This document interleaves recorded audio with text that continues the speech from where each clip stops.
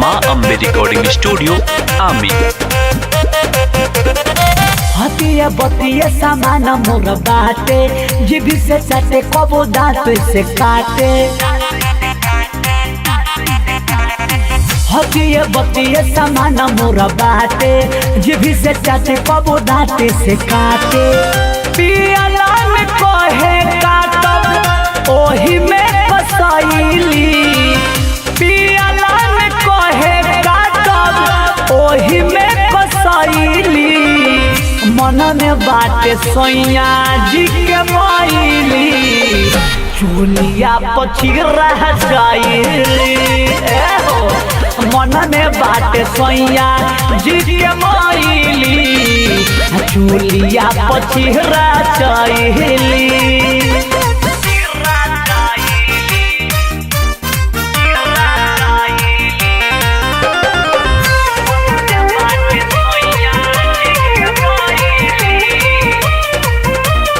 गौना के पहलंग टूटल हमार घटना पहली राती में। मरद के कहल भर न पड़े, उठे दर्दिया छाती में। गौना के पलंग टूटल हमार घटना पहली राती में। मरद के कहल भर न पड़े, उठे दर्दिया छाती में।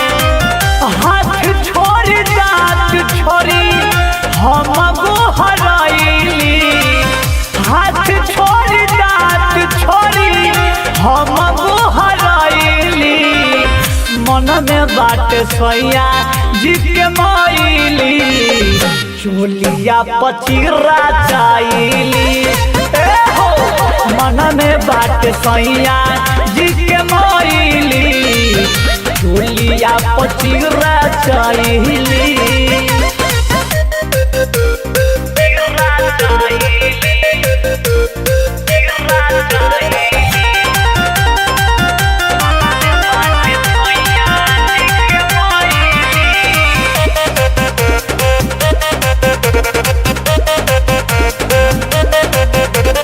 नैहर के तकिया भरले बा, रस जवानी के गरले बा।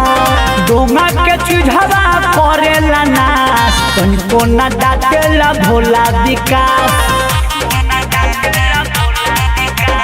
नैहर के तकिया भरले बा, रस जवानी के गरले बा।